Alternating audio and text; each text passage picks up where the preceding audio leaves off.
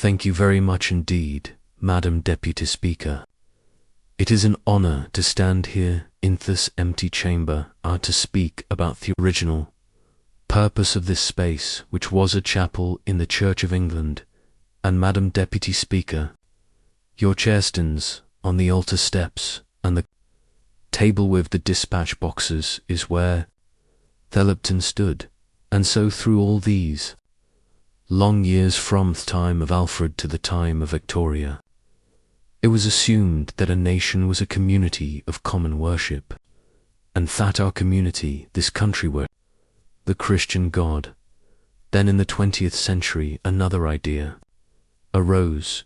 Before we show you the full footage, do us a little favor by subscribing to the channel, because over 99% of you watching haven't subscribed. It cost you nothing, not even a penny, to join this channel. Have you subscribed? Thanks so much. That it is possible for a country to be neutral about God, that the public square was empty of any metaphysics, that the route to freedom lay through the desert of materialism and individual reason, no hell below us, above us only sky. And that idea was wrong, and the horrors of the 20th century attest to that. And now new threats, ugly and aggressive, area rising, because we have found that in the absence of the Christian God, we do not have pluralism and tolerance, everyone being nice to each other in a godless world. And in abandoning one origin, we simply create a space for others to move into.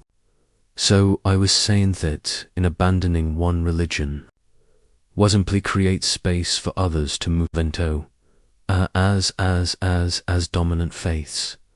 And then there are two religions moving into the space that Christianity has been ejected from. One is Islam, and in a debate yesterday, I said how much I find myself in agreement on moral and social matters with Muslim colleagues in Parliament. But as I've been saying, this is a Christian country. If it is a country at all, and I can it be indifferent about the extent of growth of Islam here in recent decades. So Madame Deputy Speaker, to conclude, a wind is blowing and a storm is coming, and when it hits, we are going to learn if our house is built on rock or on sand. A brand new Reform UK MP, barely sworn in, still trying to figure out where the loos are in Parliament, has sparked an absolute politic, and not with some polite first speech thank you to his constituency. No. He walked straight into the lion's den, looked the house dead in the eye, and said the one sentence you're not supposed to say in British politics right now, that he is deeply worried about the growth of Islam in the UK. And the chamber, brother, it froze. You know that hush that hits the nation right before a storm?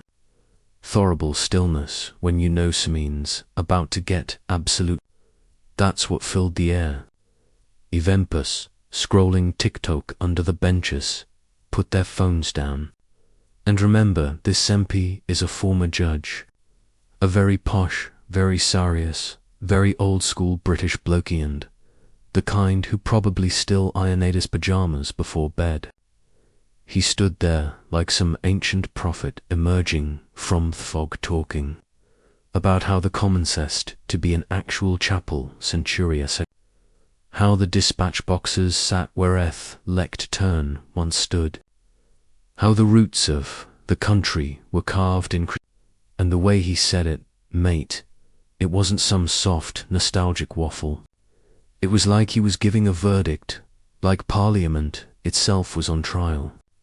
He starts going on about how over decades Britain drifted from religion, how we went from pews to politics, from hymns to hashtags. And then he drops the first bombshell. When a nation abandons in religion, he says, voice echoing like a ghost from 1066, it does not create neutrality, it creates empty space. brew, the spice in that line had half the chamber blinking at each other like, is he actually doing this? You could feel the tension stretch across benches like cling film pulled too tight. And then he goes further. He says that the empty space left behind by Christianity has been filled by new movements, some ideological, some social, some religious. And one of those in his view is Islam, not bashing. He made that clear, but stressing that the UK is culturally and historically a Christian country, and that he cannot be indifferent about the scale of Islamic growth in recent decades. The moment he said that sentence, it was over. Twitter, I mean X, exploded, hashtags everywhere. Reform MP, hate speech, free speech, Islam in Britain, Westminster chaos. TikTok had people duting clips, reaction faces, guys in hoodies shouting.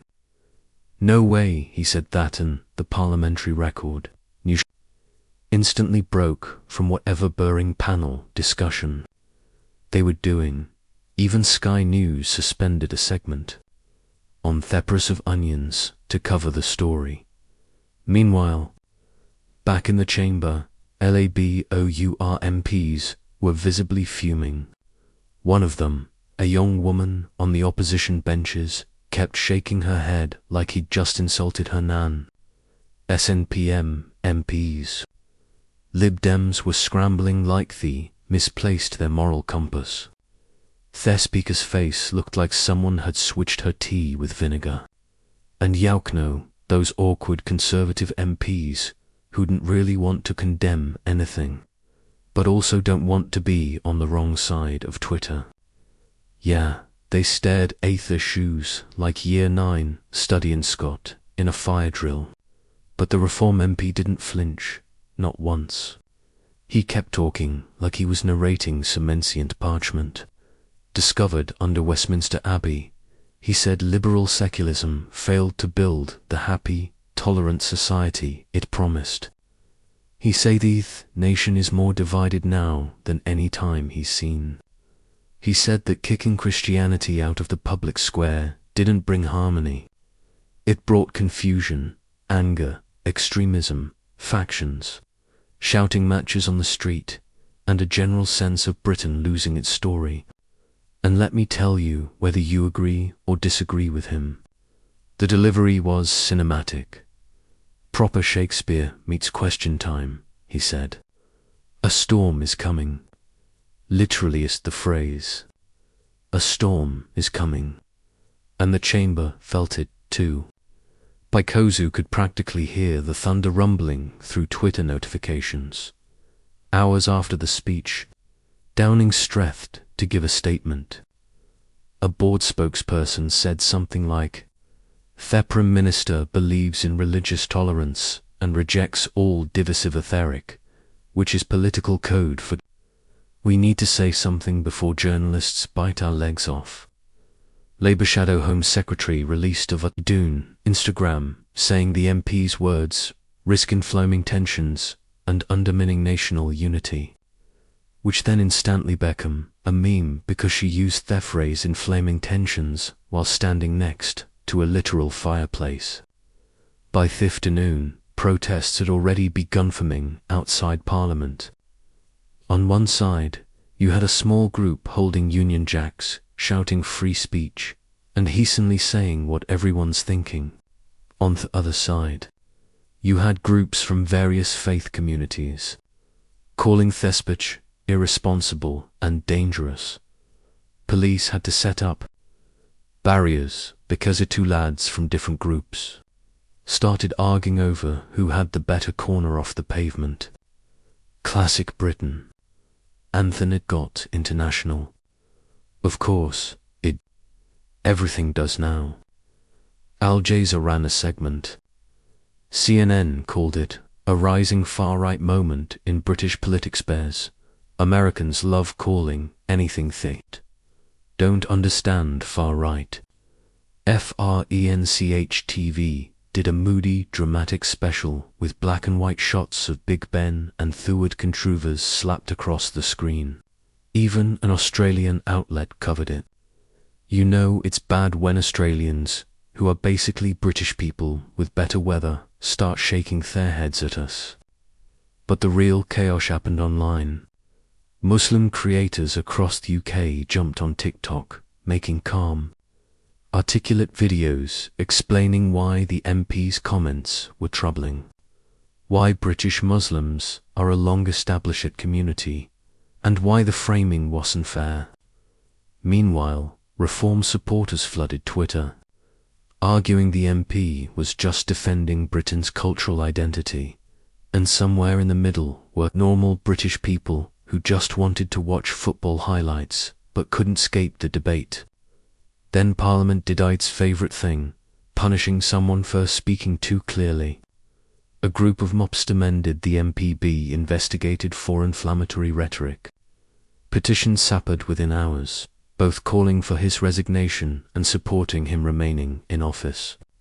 Even church leaders chimed in, some agreeing with his comments about Christianity's cultural erosion, others condemning the us for system framing. But here's where things get properly Shakespearean. A leaked mail, because of course there was a leak. There's always a leak. Reveled that some senior Reform figures were panicking behind the scenes. They were worried his speech might alienate moderate voters. One advisor allegedly wrote, "He's not wrong, but he's not supposed to say it on live TV." Meanwhile, Nigel Farage posted a cryptic video of himself smirking at the camera with the caption, "Told you the debate was coming." No explanation, just vibes. And then the MP himself reappeared. NATO apologise, but to double down. He told a reporter outside Portcullishouse that Britain must rediscover its, that a nation must know what story it's in, and that reality doesn't bend echoes. The Guardian gets upset. Broke. He said that on camera, with zero fear, not even a twitch. But here's the twist, and it's important. He also made sure to clarify that he respects Muslim Brits, works with Muslim colleagues, and recognizes their contributions to their country. He insisted his concern is not about Muslims as people, but about worldviews as the shifting cultural and ideological foundations of the UK. Still controversial, still explosive, but not an attack on individuals, which is the only reason the broadcasters didn't cut him off mid-sentence by last night. Petitions had passed 200,000 signatures total. TikTok edits using dramatic inception music, where people were posting reaction videos, debates, breakdowns, duets, stitched arguments, lads in cars shouting, brothers cooking, YouTube commentators, you know, the ones with an NPR.